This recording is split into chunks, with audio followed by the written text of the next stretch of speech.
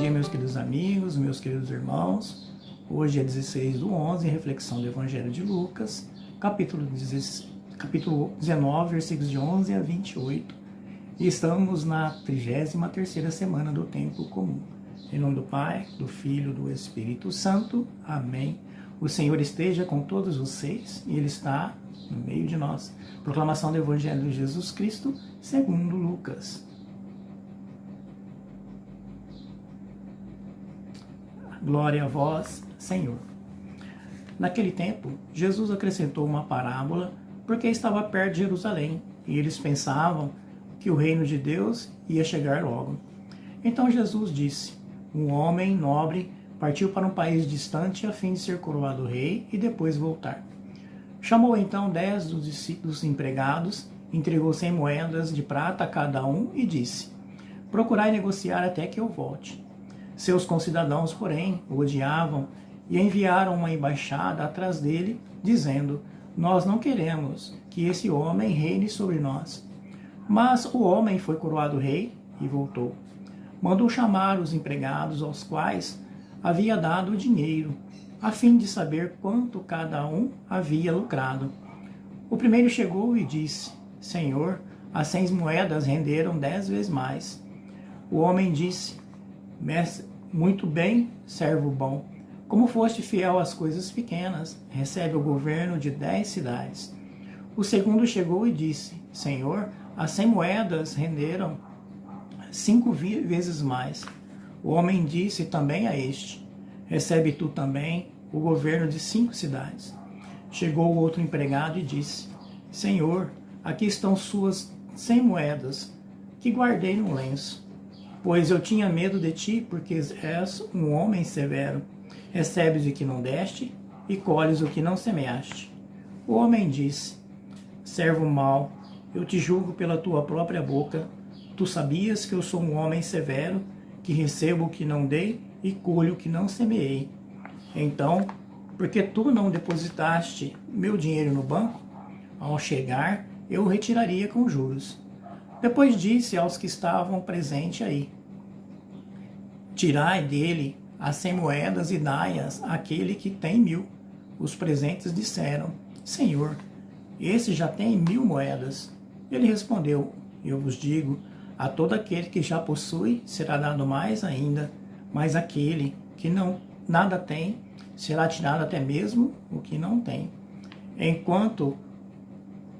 Quanto aos seus inimigos, que não queriam que eu reinasse sobre eles, trazei-os aqui e matai-os na minha frente. Jesus caminhava à frente dos discípulos, subindo a Jerusalém. Palavra da salvação. Glória a vós, Senhor. Queridos amigos, nesse texto, Jesus caminha para Jerusalém, para padecer, para morrer e ser glorificado. E neste caminho, ele vai para receber do Pai o poder da realeza. Mas os discípulos pensam que o reino de Deus seria proclamado imediatamente quando ele chegasse em Jerusalém. Quer dizer, o reino prometido, anunciado, sem passar por processo nenhum, problema nenhum, morte nenhuma. Jesus, com o poder, ia tomar posse desse reino e todos eles iam se beneficiar com esse reinado de Jesus. Mas Jesus quer mostrar que não é nada dessa forma, não é nada assim. Que para receber o poder da realeza, primeiro ele teria que padecer e morrer, né? E depois ele ser coroado.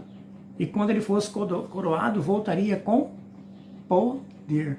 Mas ele quer mostrar que não é, que esse tempo não vai ser breve, vai demorar, tem que passar por um processo.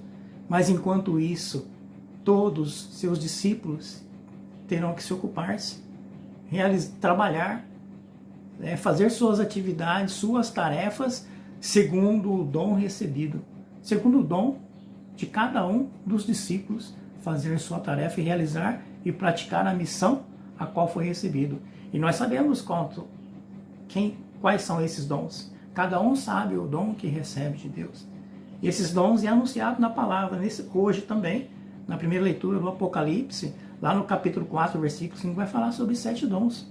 São espíritos com poder que desce e vem para realizar e praticar a vontade de Deus através dos discípulos, daqueles que recebem esse mesmo Espírito, esse mesmo dom para fazer a vontade de Deus. Mas os discípulos que resistirem, né, como fala no texto, aqueles que não queriam que Jesus reinasse sobre ele, esses discípulos, né, que receberam dons e não praticarem, não multiplicarem esses dons, né, vai sofrer. Mas aquele que recebeu esses dons, que multiplicar esses dons, que fazer as suas tarefas, suas atividades, segundo o Mestre, segundo o Rei, segundo o Senhor, com mansidão, como cordeiro, para realmente mostrar que dá testemunha da verdade do seu Rei, Jesus, vai participar desse reinado como Jesus. Então, haverá muito tempo, a gente não sabe, ninguém sabe, somente o Pai sabe a hora e o momento. Então, queridos irmãos, hoje é o momento de refletir sobre nossas ações segundo os dons que Deus nos deu, segundo o dom que Deus dá a cada um de nós, o que estamos fazendo com esse dom, o que estamos fazendo de nossas vidas com este dom, a qual Rei nós estamos seguindo. E só tem um único Rei, Jesus. Aqui na Terra não tem nenhum outro Rei que poderá nos salvar, nenhum Rei humano poderá nos salvar. E se estamos colocando esses reis acima do nosso Rei, nós nos perderemos. E com certeza não participaremos desse reinado, a qual Jesus iniciou com sua ressurreição. E aí? O que devemos fazer? Como devemos nos fazer? Mas aquele que se acomoda, se acovarda, né, de forma violenta, de forma para realmente excluir aqueles a não participar, porque quem poderá excluir somente Deus. Nós temos que unir uns aos outros, nós temos que trazer aquele que se perde, aquele que se corrompe, aquele que agride, aquele que mata, aquele que rouba, aquele que faz, enfim, inúmeros pecados que justificam que eles serão punidos, penalizados. Nós, enquanto seus discípulos, com o dom recebido, devemos orientá-los, devemos conduzi-los para retornar para esse reino de Deus. Então, aquele que se acomoda e justifica, né, usa sua justificação como Jesus, o misericordioso, aquele que vem, que vai ter perdão e misericórdia por não praticarmos a vontade de Deus com o dom recebido. Ele já falou aqui, e isso é verdade. Não por maldade, mas pela escolha nossa. Assim como ele falou no texto aqui, aquele empregado que justificou pela sua própria boca, né, esse tem que ter compaixão dele, porque será penalizado. Não usemos a justificativa do Jesus misericordioso para não fazer a nossa parte, pois teremos um triste fim. Reflitamos sobre hoje, né? O discípulo de Jesus segue o que falou no domingo retrasado da celebração, né? Sobre a bem-aventurança. Todo aquele que pratica a bem-aventurança é porque teve na sua vida uma experiência de Deus. Teve na sua vida uma experiência de Jesus. Então, é um cordeiro. E diante das tribulações, age com mansidão, com paz, dando sempre uma oportunidade para aquele que está agredindo, abrir seus olhos, abrir seu coração e ter uma experiência de Jesus na sua vida. Então, essa é a tarefa de todos os discípulos de Jesus.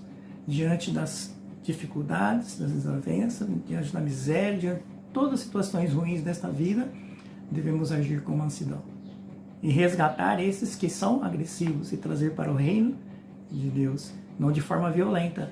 Nós vamos fazer o que está acontecendo no mundo hoje, né? Seguindo homens que não são de Deus, homens que na sua vida tiveram sempre o pecado em suas mãos e continuam praticando.